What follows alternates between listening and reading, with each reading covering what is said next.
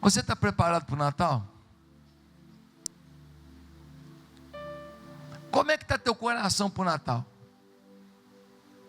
Pastor, minha preparação está 100%. Ó, já comprei o Chester, já está no freezer. Já encomendei um bacalhau do Porto poderoso. Pastor, aprendi uma receita nova de uma comida chamada manjar dos deuses ao quadrado. Que o manjar dos deuses já ficou para trás, agora é ao quadrado. É um negócio de doido. E já encomendei queijadinha, já encomendei quindim, já encomendei coxinha. Já está tudo certo, pastor. Olha, vai bombar, vou reunir todo mundo, que legal. Que bom. Eu não tenho nada contra a gente fazer uma ceia, fazer uma comida em casa. Aliás, eu acho até que, até para quem não vê muita graça no Natal, não é inteligente não aproveitar do Natal. Não é inteligente não aproveitar do Natal para promover integração na família. O Natal é uma grande oportunidade de reunir todo mundo, falar aqui, ó, nós somos uma família, nós tivemos nossas diferenças ao longo do ano, nós tivemos nossos problemas, mas a gente é família. Eu não sei se esses WhatsApp que a gente vai recebendo, com essas musiquinhas que fazem a gente chorar, né? Feliz Navidad, tananana. Feliz, não sei se essas musiquinhas, não sei se esses pensamentos, essas frases que a gente vai recebendo, eu não sei se isso vai mexendo com o nosso emocional, eu não sei se é a proximidade do final do ano, e de alguma maneira Deus é tão maravilhoso que Ele fatiou o tempo para a gente poder ter a expectativa de que pode mudar, porque se o tempo fosse tempo corrido, meu irmão, que desespero que ia ser. Que bom poder falar, ano que vem eu vou emagrecer, ano que vem eu vou aprender a cozinhar, ano que vem eu vou conquistar isso e aquilo, ano que vem eu vou quitar aquilo. É tão bom a fatia do tempo, para a gente ter esperança de que um novo começo está chegando. Eu não sei se é a expectativa de férias, porque a expectativa de férias também é positiva. De alguma maneira fala assim, está chegando o fim de um ciclo, e nem todo mundo vai tirar férias agora, mas muita gente tira nesse período, dezembro, janeiro, fevereiro. Na escola o pessoal já está tirando férias. O fato é que esse ambiente de Natal, ele favorece muito que a gente reflita sobre quem somos e que postura temos, principalmente em relação a Deus e a nossa família. O Natal é uma das coisas mais importantes da Bíblia. Tem gente que fala que não, na Bíblia não manda comemorar Natal. A Bíblia não manda você comemorar o seu aniversário também, não. Mas você comemora. Mas a Bíblia fala que houve comemoração no Natal, sim senhor. Quando os anjos chegaram para anunciar o Natal, o que eles fizeram? Glorificaram a Deus, cantaram, exultaram. Os pastores deixaram o campo e foram para lá. Chegaram lá, fizeram o quê? Choraram? Não, celebraram. Comemoraram. Aliás, a comemoração do Natal, ela foi tão assim ordenada no meu modo de ver, que quando o anjo aparece para Maria, e quem vai até Israel, tem lá a gruta onde dizem que foi ali que Maria conversou com o anjo, em Nazaré. O anjo fala para ela que tem uma boa notícia para você. Ou seja, tem algo positivo para acontecer. E o que era? O nascimento de alguém, o nascimento da esperança, o nascimento do amor, o nascimento da fé, o nascimento da transformação, o nascimento de que em qualquer situação da vida poderia acontecer um milagre. Jesus é um milagre. Jesus é o poder de Deus manifesto na terra. Ele se fez encarnado para andar por aqui, viver tudo que a gente vive, saber tintim por tintim o que é esse mundo e mostrar para a gente, olha, é assim que se vive. mas saiba de uma coisa: eu venci esse mundo. Então nunca pense que eu não sei da sua dor. Se você me falar de traição, eu também fui. Inclusive fui traído por um camarada que eu investi tudo na vida dele. Ele caminhou 3 anos comigo, Judas. Se você me falar que te falaram mal de você, tinha um grupo que falava mal de mim o tempo inteiro, eu sei o que é isso. Se você me falar que você sentiu dor, eu sei o que é dor. Eu fui ultrajado, eu fui chicoteado, eu fui humilhado antes de ser levado à cruz. A cruz já foi fichinha diante da dor que eu já estava sentindo. Quando eu cheguei na cruz, só foi uma continuação do flagelo que eu já estava vivendo. E finalmente veio a dor definitiva e maior, que foi receber o pecado de toda a humanidade sobre a minha vida. Quando Jesus morreu na cruz, todo o pecado que você cometeu e vai cometer, Ele recebeu o preço daquilo nele. Ele pagou esse preço. Nós só temos acesso ao perdão de Deus porque Jesus pagou a conta. Toda a conta tem que ser paga, querido. Não tem anistia para conta de pecado. Não, já passou 5 anos, prescreveu. Não, meu filho. Tudo que você faz na vida tem consequência. A lei da ação e reação é uma lei constante. Não tem jeito. E Deus definiu que o salário do pecado era a morte. Todo pecado que você comete, morre alguma coisa. Morre a sua credibilidade. Morre a sua fé. Morre a sua família. Morre a sua paz. Morre uma amizade, sim ou não? Morre o seu amor próprio. Você se sente tão sujo daquele pecado que você fala: eu não estou valendo é nada. E aí o pior de tudo é que você, quando comete o pecado e se sente assim, você não entende que Jesus nos purifica e nos lava com o seu sangue de todo pecado, e muitos metem o pé na jaca e falam: já estou todo perdido mesmo, então perdido para valer, e se entregam ao pecado. E não precisava ser assim, porque Deus te ama tanto que não tem pecado, não tem molecagem, não tem burrice da sua vida que possa arrancar de você o amor que Deus tem por você.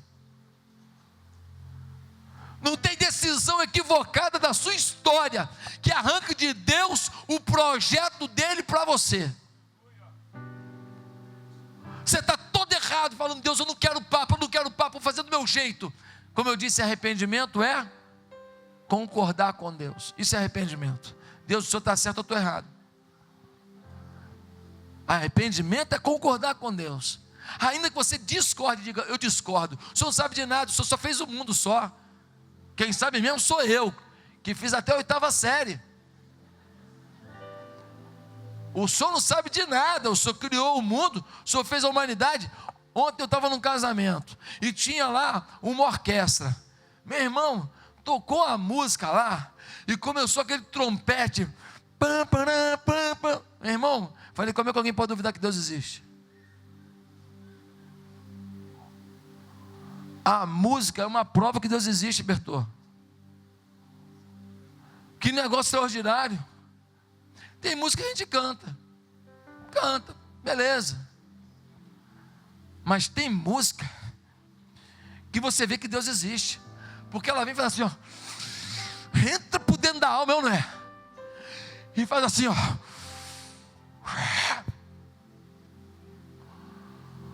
te leva a um enlevo espiritual, a uma sintonia com o êxtase. É uma declaração do poder de Deus, certas canções. É uma apoteose no coração. Até na música a gente vê que existe um Deus. Meus amados, volto a perguntar: você está preparado para o Natal? Você está preparado para celebrar? A Bíblia fala do Natal o tempo inteiro. Por exemplo, a Bíblia fala que Jesus viria ao mundo já em Gênesis. em Gênesis capítulo 3, logo depois do pecado, Deus fala assim aqui, eu tenho uma solução para esse negócio. Eu vou mandar alguém que a serpente vai morder o calcanhar dele, mas ele vai esmagar a cabeça da serpente. Quem era a serpente? O diabo. O diabo faria de tudo para crucificar Jesus. O calcanhar seria mordido, mas a serpente seria o quê? Esmagada, porque na cruz, naquilo que parecia o fim, virou o início de tudo. Na cruz a salvação chegou. Na cruz eu e você sabemos, se ele venceu a morte, quem tem ele vence a morte. Existe algo dentro de você, o Espírito Santo, quando você recebe Jesus, e esse negócio não pode morrer. Então quando eu morro, a carcassinha morre, os pés de galinha morrem, os seus botox morrem, as gordurinhas morrem, as carequices morrem, quando as suas dobrinhas morrem, você tem um espírito, e esse espírito está conectado ao Espírito de Deus, e o Espírito de Deus, ele é imortal. Então, querido, você não pode morrer, você tem vida e vida eterna. Isso é muito forte. Em Gênesis 3 já dizia isso. As profecias sobre a vinda de Jesus são tremendas. O local do nascimento, lá em Miqueias 5, que ele ia nascer de uma virgem, Isaías 7,14, que ele ia ser rejeitado, Isaías 53,3, que ele ia entrar de forma triunfal em Jerusalém, Zacarias 9,9, que ele ia ser traído, Salmo 41, versículo 9, que ele ia morrer, meu Deus, o Salmo 22, fala disso o tempo inteiro, fala do clamor a Deus, a forma como é falado lá no Salmo 49, é a mesma fala do povo na hora da crucificação, a mesma fala. A Bíblia diz em Salmo 22, que as mãos e os pés seriam transpassados. Meus irmãos, nós estamos falando uma coisa, mais de 1000 anos antes, irmão, mais de 1000 anos antes de Cristo, dizendo que as mãos e os pés seriam transpassados. No Salmo 22, versículo 18, diz que haveria lançamento de sorte sobre as vestes de Jesus, e eles fazem isso na crucificação. A morte de Jesus seria pelos nossos pecados, e Paulo vai mostrar essa teologia em 2 Coríntios 5, 21. O silêncio dele ao ser acusado, ele calado, morrendo como ovelha muda, está em Isaías 53, 6, e é assim que ele procede. Ele só diz 7 palavras da cruz, e as duas que a gente quer enfatizar é que ele diz assim: Pai, perdoa-os porque não sabem o que faz. E a segunda é que ele diz assim: Pai, está consumado. E então expirou. Ele fala: Pai, o Senhor tem um plano correto mesmo. Eu sofri muito, mas valeu. Já estou vendo as portas do inferno sendo saqueadas pelo meu sangue que é derramado. Meu Deus, que momento. Todo pecado sobre ele, mas ele olhava para o céu e via o Pai e dizia: Pai, eu vou resgatar do inferno todos que quiserem andar contigo pelo meu nome. Está consumado. Queridos, a Bíblia diz que a morte na cruz teria transgressores perto, lá no Isaías 53, 12, e ele foi crucificado entre 2 salteadores. A ressurreição de Jesus depois foi profetizada, Salmo 16, versículo 10. Agora Jesus está junto com o Pai, e as profecias continuam, e a profecia diz que ele vai voltar. Só está preparado para o Natal quem crê em toda a história da redenção. A história diz que ele veio, morreu, ressuscitou, vive está e vai voltar para levar a sua igreja. O Natal não é uma comemoração do nascimento, é uma comemoração do nosso nascimento com Ele. É uma comemoração do nosso nascimento para a vida eterna. Bordoada da vida a gente vai tomar, gente. Dificuldade a gente vai passar. A gente vai chorar nessa vida. Vai ter coisa que vai fugir do nosso controle, gente. Vai ter coisa que você vai falar assim: não é possível que eu estou passando por isso.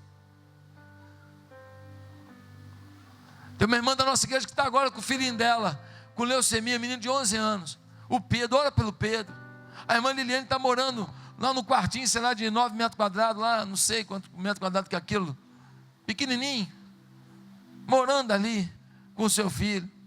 Não vai poder nem passar o Natal em casa. 11 anos. Você não tem como prever o que a vida vai te ofertar, mas você pode determinar como você vai enfrentar o que vai chegar. Se você tem Jesus, você vai enfrentar com o espírito de fé, você vai enfrentar com ousadia, você vai enfrentar com a convicção de que nenhuma promessa de Deus registrada na Bíblia vai deixar de se cumprir na sua vida. Crendo no Senhor Jesus Cristo, serás salvo, tu e a tua casa. Eu me pego nessa palavra, eu declaro essa palavra, eu não posso duvidar dessa palavra, eu vou viver essa palavra até o último dia da minha vida. Tudo que a Bíblia te promete, pegue. Seja um colecionador de promessa. Vai lendo a Bíblia. Eu, quando eu leio a Bíblia, eu falo: o que isso tem a ver comigo? Depois eu pergunto: o que eu tenho que mudar em função disso? Depois eu pergunto: qual é o presente que tem aqui? Qual é a promessa? Toda vez que eu leio a Bíblia, eu falo: opa, é meu, é meu. Tem uma canção do nosso CD novo que diz: crie, por isso eu falei. E esse versículo entrou na minha alma. Crie, por isso eu falei. E nós cremos, e por isso nós falamos. Nós somos o povo que declara, não a nossa vontade: Senhor, eu serei o presidente da Coca-Cola. Vai ser presidente do negócio que vende xarope com gás? É pouco. Deus não tem compromisso nenhum com essa vaidade sua de ser presidente do negócio que vende xarope com gás. Agora, quando você olha para a palavra e fala: Senhor, está na tua palavra, e eu declaro isso sobre a minha vida, eu declaro sobre a minha vida o que está na tua palavra. Ah, querido, aí Deus tem compromisso. Porque lá em 2 Timóteo, capítulo 2, vai dizer que ainda que nós sejamos infiéis, Ele permanece fiel, não pode negar-se a si mesmo. Tudo que Deus declarou continua valendo, é promessa para você. São mais de 7.000 promessas, eu não sei quem contou. E você tem que se apegar a elas. E se você não se apegou, você não está preparado para o Natal. O Natal envolve você saber onde você precisa mudar. O Natal envolve você saber quem você é. Não quem você é pela sua história de vida, não quem você é pelos diplomas que você tem, não quem você é pelo histórico da sua família, mas quem você é em Cristo. Quem você é em Cristo. Se você soubesse o potencial que você tem em Cristo, você jejuava e orava, você clamava a Deus, você se apegava com Deus, você saía desse anonimato da fé, você saía dessa coisa de esquentar banco que não precisa do seu traseiro. Você se doava para Deus, você se entregava para Deus, você ia orar muito, você ia clamar, porque você ia ver o que Deus ia fazer. Um dia um homem disse: o mundo não vai saber o que é um homem totalmente entregue a Deus. Foi Moody que disse isso. Mas ele disse assim: eu serei esse homem. Um dia Napoleão estava reunido com seus generais, e conta a história que ele olhou para o mapa do mundo, ele apontou para a China e disse assim: aqui tem um gigante adormecido, se ele acordar, conquista o mundo. Quando eu olho para você, eu vejo um gigante adormecido. Se você acordar, você não sabe o que você vai conquistar. Tem um gigante adormecido dentro de você. tem um gigante adormecido dentro da gente, e nós temos que preparar o nosso coração, e vamos ter uma semana da virada toda, para viver o Natal, o melhor Natal da nossa vida, não porque nós estamos com problemas, não porque não estamos com lutas, não porque não estamos com dívidas, doloridos, magoados, desempregados, com problemas com os nossos filhos, com as nossas esposas, maridos, parentes. Não por isso, mas porque será um Natal em que realmente nós estaremos totalmente entregues à reunião do Salvador, à reunião da esperança com o Salvador. Por isso, que atitudes nós podemos ter diante do Natal? Eu quero relatar 4 atitudes rapidamente. Eu queria que você pensasse qual tem sido a sua. A primeira atitude diante do Natal é a atitude do sentimento de ameaça. Pastor, o Natal pode ameaçar alguém? Pode. A Bíblia conta que Herodes, em Mateus capítulo 2, você pode abrir sua Bíblia, teve um sentimento de ameaça. Diz assim, Mateus 2: e tendo nascido Jesus em Belém de Judeia, no tempo do rei Herodes, eis que uns magos vieram do Oriente a Jerusalém, dizendo: onde está aquele que é nascido rei dos judeus? Porque vimos a sua estrela no Oriente, e viemos a adorá-lo. E o rei Herodes, ouvindo isto, perturbou-se, e toda Jerusalém com ele. Quando Herodes ouviu que ia nascer o rei dos judeus, ele falou: vou perder meu reino, está nascendo alguém que quer pegar meu lugar. Ele só contabilizou as perdas terrenas que podia ter. Ele olhou para a vinda de Jesus e disse: eu posso perder poder, dinheiro, fama, poderio, eu não quero perder essas coisas terrenas, pois no Natal tem muita gente que se sente ameaçado. Ele não se entrega ao Natal porque ele não quer perder o sexo fora do casamento, ele não quer perder a mentira, ele não quer perder o adultério, ele não quer perder essa bebedeira. Ah, pastor, mas eu não só bebo socialmente todos os dias.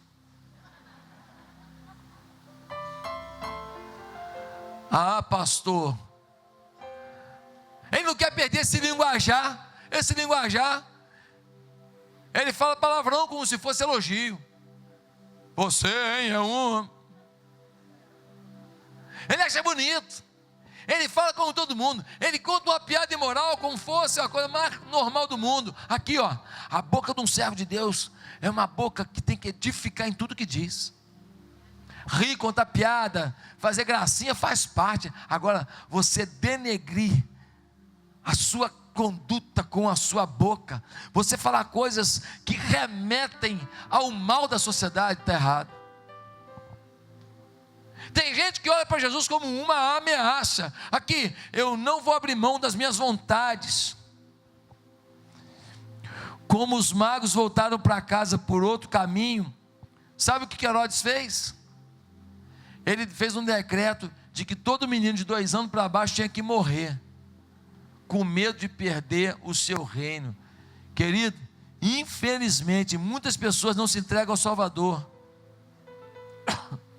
e ainda matam inocentes, matam suas famílias, matam seus filhos, matam seus pais, matam aqueles que se importam. Sabe por quê? Porque dizem para você que você não pode continuar fazendo o que você está fazendo. Dizem para você que você não pode ter esse sentimento de ameaça em relação a Deus. Dizem para você o que você não quer ouvir. Muitos se comportam como Herodes, só olham o que vão perder. Uma pessoa às vezes fala assim: ah, eu tenho minha vida aí, minha corrupçãozinha, mas quem não tem, né? É muito imposto no país,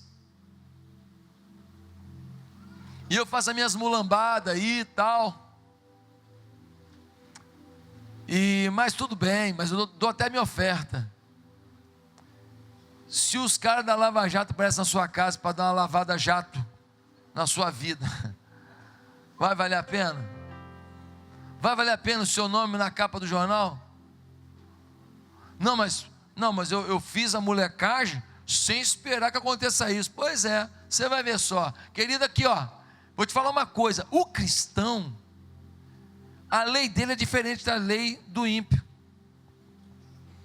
O ímpio é criatura de Deus, ele ainda não recebeu a Cristo. Ele tem algumas leis que governam a vida dele. Agora, quem foi salvo, ele agora é filho de Deus. Para o seu filho, você não tem um critério diferente que você tem para os amigos do seu filho? Você pode impor para os seus meninos lá da rua, lá, a mesma coisa que você impõe para o seu filho? Não. O seu filho você trata diferente. O seu filho você exige mais. Claro, é seu filho. Você não quer ver ele mal sucedido. Você quer ver ele, ó, voando, decolando, avançando. Para o filho você vai cobrar mais, é óbvio. Porque o seu compromisso é com o seu filho. Você não pode ter compromisso com todos os meninos do bairro. Não pode. Você não tem como. Você pode ajudar o filho de alguém e tal, mas você não tem como ter o domínio disso. Queridos, se você faz uma coisa errada, saiba de uma coisa: o diabo vai fazer de tudo para te envergonhar, e aquela voltinha que você deu no pecado nunca mais ter volta.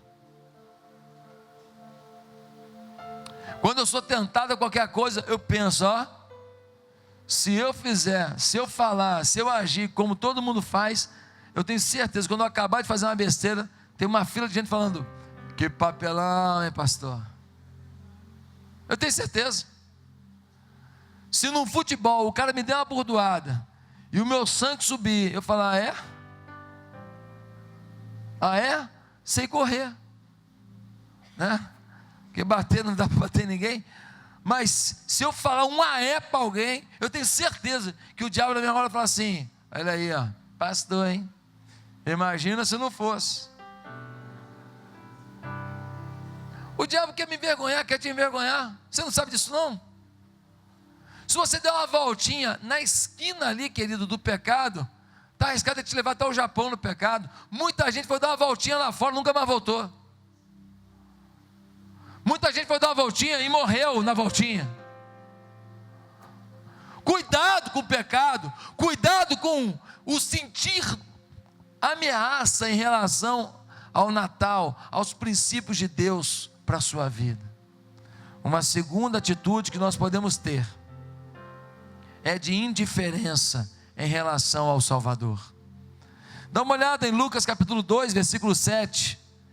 E deu à luz a seu filho primogênito, e envolveu-o em panos, e deitou-o numa manjedoura, porque não havia lugar para eles na estalagem. Veja você, Jesus nasceu numa manjedoura. Ele chegou em Belém, José e Maria, porque houve uma ordem do governo para que todo mundo fizesse o quê? Um recadastramento. E José foi numa estalagem e falou: tem uma vaga aí, não tem não, está tudo cheio. Ele foi numa outra pousadinha e falou: tem vaga aí, não tem não. Ele soube de uns kitnet que tinha lá e falou: olha, me dá um quartinho aí, minha mulher está grávida, ó, 9 meses. A gente veio porque o governo mandou, mas ela está com 9 meses, ó o barrigão que está, ó. Tem vaga aí? Não tem não. Ele viu uma senhora e falou: senhora, só não tem aí um quartinho na sua casa para alugar não? Um quartinho, porque eu estou com a minha mulher aqui de 9 meses de gravidez. Será que a senhora pode me alugar um quartinho? Não tem não. Não houve lugar para o Salvador. Ignoraram uma mulher de 9 meses grávida. Ignoraram o desespero de José, falando: por favor, me arruma um cantinho para minha mulher. Não havendo lugar, o que ele fez? Ele entra numa gruta. Muitas pessoas mais pobres tinham que ficar numa gruta. Não tinham dinheiro para ficar numa estalagem. Só que quem tinha animal fazia o quê? Levava os seus animais lá para o fim da gruta. Por quê? Porque eles ficariam aqui e então os animais não seriam roubados. Seria mais difícil alguém adentrar aquela gruta e roubar o animal. Eles ficavam no final. E agora, para ela ter um filho mais resguardada, ter um filho assim na frente de todo mundo, não é uma coisa tão normal, tão simples. Então pegam Maria e levam para o final da gruta. Aonde? Junto dos animais. E então pega os bichinhos ali, bota para um lado, pega ali a palha que era dada para o bichinho, bota ali, bota um paninho por cima e tal, e ali numa manjedoura nasce Jesus. Infelizmente, muita gente não está preparada para o Natal porque está marcado pela indiferença. Querido, pior do que ser contra o Evangelho é ser indiferente. Porque a pessoa que é contra, pelo menos, ela está dizendo: eu não acredito nisso, eu não quero saber disso. Então ela está definindo uma postura. Mas o indiferente não, ele dança conforme a música. Estão falando de Jesus, ele, que bonito. Estão falando do inferno, ele fala, que gostoso. Ele é um camaleão, ele age conforme o ambiente. Ele chora numa cantata que canta aleluia, aleluia, nossa que lindo. Mas ele se entrega a uma vida longe de Deus. Ele ignora um tempo a sós com a Escritura. Não há nada mais poderoso na terra do que um homem diante da palavra. Ele ignora, ele vive do jeito dele. Meus amados irmãos, indiferença. A indiferença pode ser pior que a oposição. Quando alguém diz que odeia a Deus e Jesus, ele acaba tendo consciência da sua posição. Mas querido, deixa eu te perguntar uma coisa: você se acha indiferente? Não, pastor, eu não sou indiferente não. Não é não? Beleza, que bom, glória a Deus. Mas vou fazer outras perguntas, tá bom? Primeiro, você lê a Bíblia frequentemente? Segunda pergunta, você se preocupa em saber como Deus espera que você viva? Terceira pergunta, você consulta a Deus sobre as suas decisões? Onde ir, com quem andar, que aliança fazer, com quem fazer sociedade, com quem casar? Mais uma pergunta, você tem diálogo com Deus? Você ora? Quanto tempo? Quanto tempo? Pastor, eu oro todo dia antes de dormir. Como é que você faz? Eu deito na cama, porque eu acho tão sagrada a cama, pastor, que eu acho que é um momento assim para mim e Deus. Como é que você faz? Pastor, eu passo a noite toda com ele. Eu falo: Senhor meu Deus, muito obrigado por esse dia. E aí? E eu não lembro de nada, que normalmente eu estou tão cansado que eu durmo. Mas no outro dia de manhã eu falo: amém. Nossa, passou a noite toda com Deus. Meus amados, se eu perguntar mais uma coisa aqui, olha, se depender de você, essa igreja batiza quantos ano que vem? Quer que eu melhore a pergunta? Quantos batizou esse ano porque você se esforçou? Posso fazer mais uma pergunta? Quantas pessoas você foi atrás? Você visitou, você ligou, você mandou zap, Facebook, Orkut, tudo que puder. Quando você foi atrás dizendo assim, aqui, eu não abro mão de você, Deus quer te abençoar, eu vou ser instrumento na sua vida. Quantos você foi atrás esse ano? Quantos? Isso é se importar. Isso é não ser indiferente. Mas se alguma dessas perguntas aqui, a sua resposta foi mais ou menos, de vez em quando, não. Então, querido, tem uma marca de indiferença na sua vida.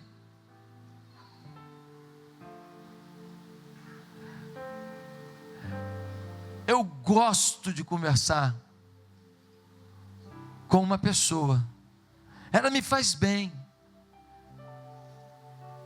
Como é que eu gosto de Deus e não converso com Ele? Como é que eu gosto da presença dEle e eu não boto um louvor Você sabe aquela música Aleluia com H? Sabe? Toca ela aí, por favor. Eu vou cantar em dó maior, sustenido bemol.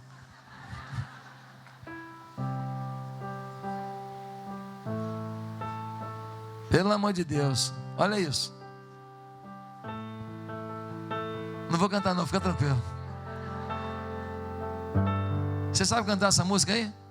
Tem algum cantor da igreja que sabe essa música? Alguém sabe? Não, né? Essa música aí é uma música que fala assim: Deus existe. Essa música diz: Deus existe. Essa música quebranta a gente. E quando eu entro no aleluia, que é a parte que eu sei da música, eu entro com força. Vamos lá. Aleluia,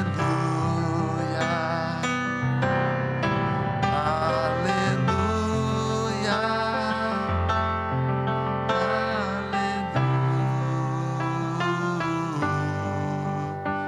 aleluia. Você sabe o que quer dizer aleluia? Pode continuar nela que está bonito. Aleluia significa glória a Deus. Tem gente que está cantando essa música só porque a harmonia é gostosa, nem sabe que de uma maneira que ele nem planejou, ele está dizendo glória a Deus, glória a Deus, glória a Deus. Meus amados irmãos, quanta indiferença! Não amamos o que Deus ama, não fazemos o que Deus manda, não nos importamos com a igreja como Ele quer. Não nos importamos com a salvação dos nossos amigos, parentes, com paixão, com olho cheio de sangue, com faca no dente, com garra. A gente convida, quiser aparece lá. Vai ter cantata, vai ser bonito. Vai lá, miserável. Depois não fala que eu não avisei, se tu for para o inferno. Falta de amor, falta de entrega, falta de paixão. Podia falar assim, aqui ó, vou passar na tua casa, vou ser teu Uber, vai ter bala no meu carro, vai ter iogurte miserável, vai ter biscoito amanteigado, mas eu vou te levar na igreja no dia da cantata de Natal de qualquer jeito. Eu não perco você para o inferno, mas nem a pau. Ei, não perco você. Essa é a postura de alguém que não é indiferente. Mas tem um terceiro comportamento que a gente pode ter em relação a Deus: interesse em confirmar o que se fala do Salvador. Alguns podem ter interesse de saber, vem cá, o Natal é isso tudo mesmo? Eu posso viver essa plenitude toda mesmo? Eu posso ter esse fogo de Deus também? Isso não é coisa para um e para outro não. Eu também posso ser essa chama, essa labareda de Deus nessa igreja. Eu também posso ter essa fé. A minha casa pode ser uma casa de prosperidade de Deus também. Interesse. Dá uma olhada em Lucas 2, versículo 15. E aconteceu que, ausentando-se deles os anjos para o céu, disseram os pastores uns aos outros: vamos, pois, até Belém, e vejamos isso que aconteceu, e que o Senhor nos fez saber. Os anjos aparecem para os pastores, uma orquestra angelical dizendo: é nascido o Rei dos Judeus, Jesus o Salvador chegou, boas novas de alegria. Os pastores falaram aqui: deixa o rebanho aí, Deus cuida, vamos subir até Belém. Eles sobem para a cidade procurando, onde que está o menino, onde que está? Os anjos disseram que ele nasceu. Nós queremos confirmar. Uma terceira postura em relação ao Natal é você querer confirmar na sua vida todas as promessas, todas as palavras, todos os milagres de Deus registrados na sua palavra. Há pessoas que ouvem falar de Jesus, ouvem dizer que Ele é maravilhoso, mas não querem provar. Há pessoas que dizem para você que você pode ser mais apaixonado por Deus, mas você não tenta. Há pessoas que dizem que você pode orar por um enfermo e botar a mão nele e clamar e vai ver um milagre, a cura, mas você não tenta. Quando você ora, você fala assim: Senhor, se o Senhor quiser, Se for um bom dia na tua vida, se o Senhor não estiver ocupado almoçando, cura essa vida, papai. Mas seja feita a tua vontade, porque eu já estou com medo do Senhor não fazer, eu pagar mico aqui. Que oração é essa, irmão? Você não ora com ousadia, você não transforma a tua mão na mão de Deus. Você não bota a mão na Bíblia e fala assim: Senhor, toda a tua palavra está aqui, eu estou botando a mão na tua palavra, Senhor, em nome de Jesus, cura agora essa pessoa em nome de Jesus. É a tua palavra, revela a tua palavra, revela a tua palavra. Nesse Natal, eu queria te desafiar a ser a palavra na vida de alguém, a testar se funciona, a testar se esse mover de Deus está disponível a você. Leve esperança a alguém, leve alegria a alguém. Declare sobre a sua vida que a sua dor não será maior que a sua esperança. Declare sobre a sua vida que o momento é difícil, mas o momento difícil não é a sua identidade, é apenas o seu aprendizado, para que você possa viver algo maior com Deus. Um dia eu vou escrever um livro das minhas lutas. Eu vou escrever um livro um dia. Eu creio nisso. Eu quero ajudar muita gente a vencer suas lutas, não pelo que vê com os seus olhos, mas pelo que vê pela fé, pelo que vê na autoridade da palavra, pelo que crê em Jesus Cristo. Ah, meu amado irmão, o dia pode ser difícil, mas faça valer, confirme o que o Salvador disse. Ele disse: eu vim para que vocês tenham vida e vida com abundância. Ele diz: pedi e dá-se-vos-á, buscai e encontrareis, batei, abri-se-vos-á. Ele disse: se você tiver fé como um grão de mostarda, você vai falar para esse monte: sai daqui, vai para lá, e o monte vai para lá, e depois você fala assim: agora volta. Ele volta. Um grãozinho de mostarda, uma sementinha, um negocinho pequenininho. Se você tiver fé desse jeito, você vai ver o que eu vou fazer na sua vida. Faça valer. Só está preparado para o Natal quem está disposto a, nessa semana que antecede o Natal, viver um grande milagre, mas agir como quem tem um milagre, não agir como quem quer ter o milagre. Você age pela expectativa de que Deus está agindo. Você não age pela expectativa que talvez Deus vai te agir. Isso não é crer. A fé não é: Senhor, se o Senhor quiser um dia o Senhor faz, tá? Não, a fé é: Senhor, eu quero te agradecer, porque no mundo espiritual eu sei que o Senhor já fez. Agora a data da materialização disso eu estou esperando aí, mas aqui, que o Senhor já fez, eu creio. Desde que você esteja pedindo a Deus o que a palavra te garante, não o que o seu ego garante, não o que a sua vontade garante, não o que o seu eu garante, não o que a sua vaidade pede. Não, Deus não tem compromisso com a minha vaidade, mas Deus tem compromisso com a sua palavra.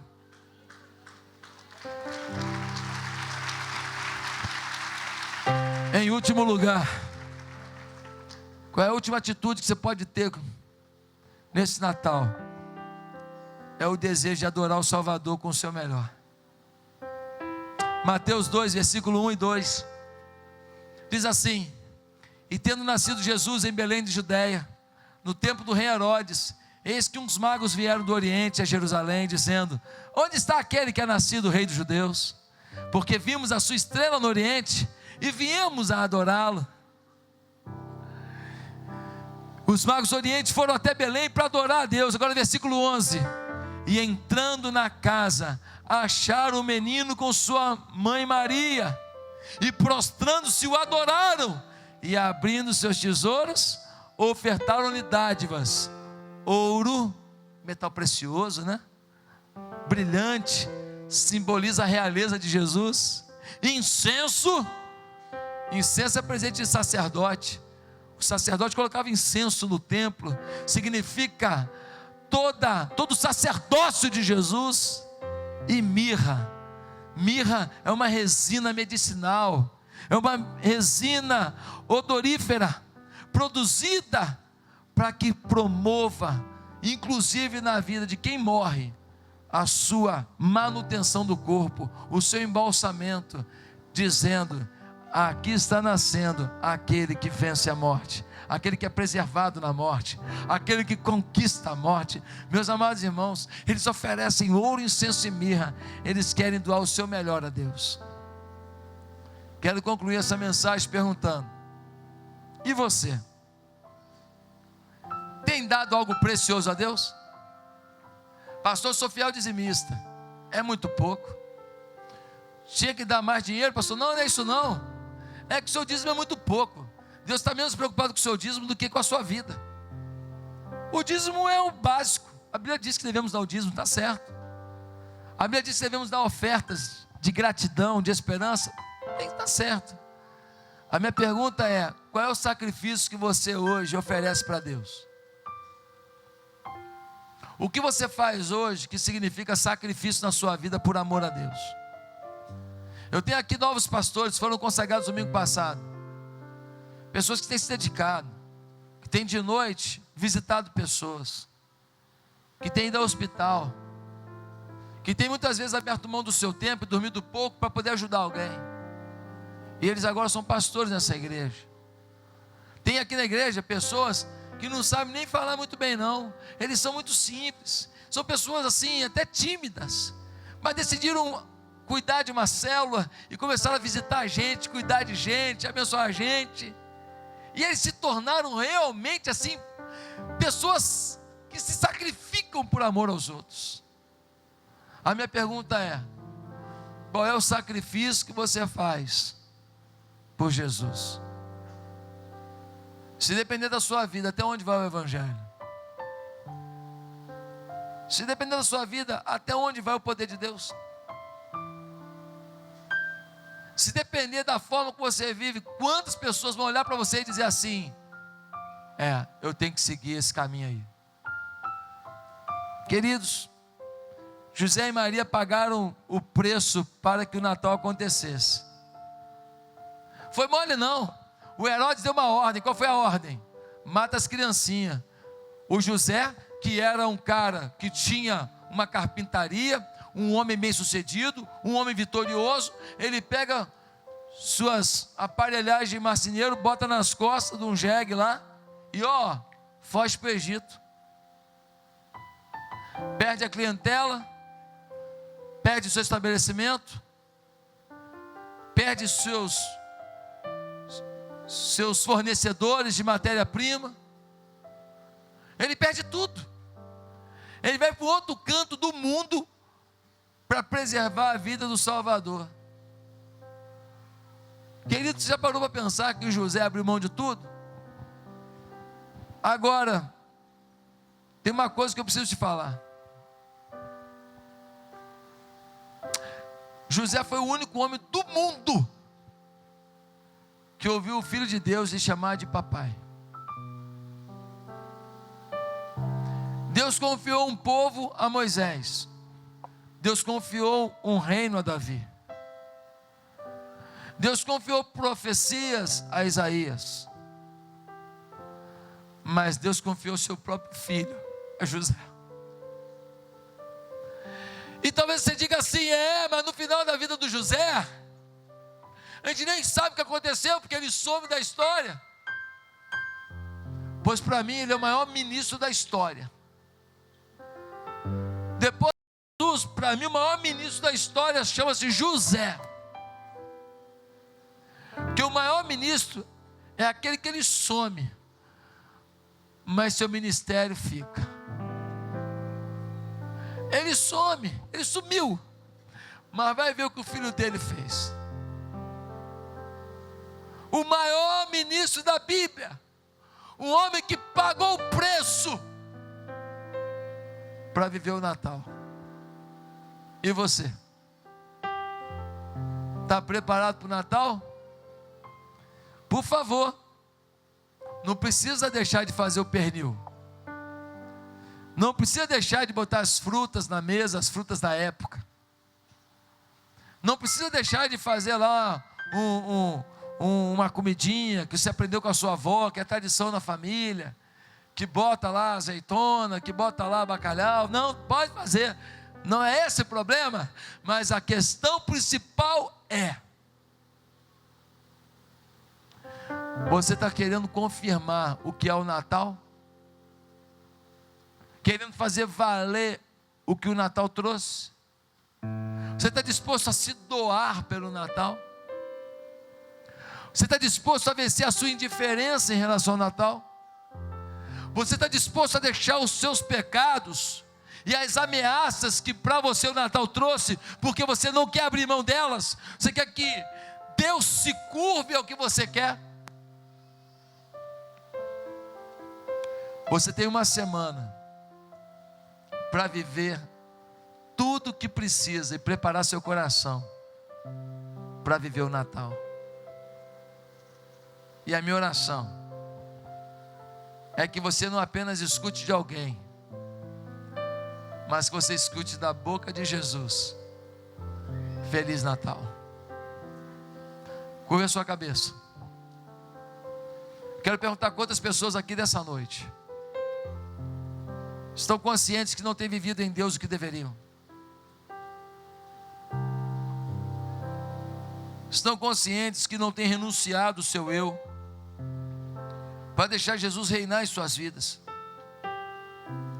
Estão conscientes que não têm tido a atitude correta em relação ao Natal,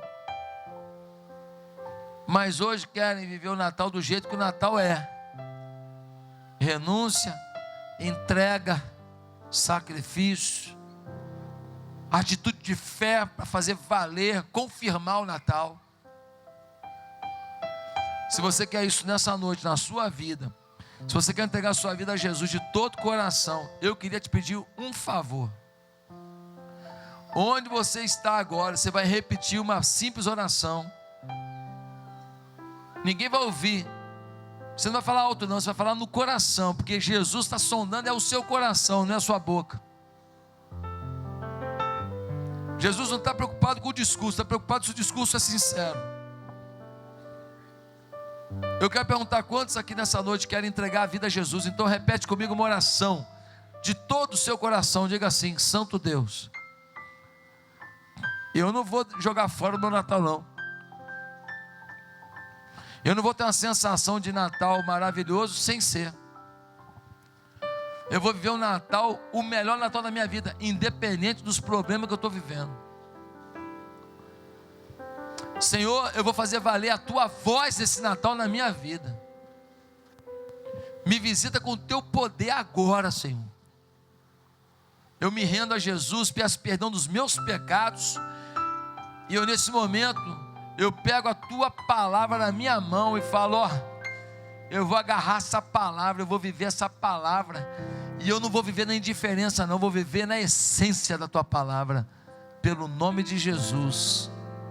Amém.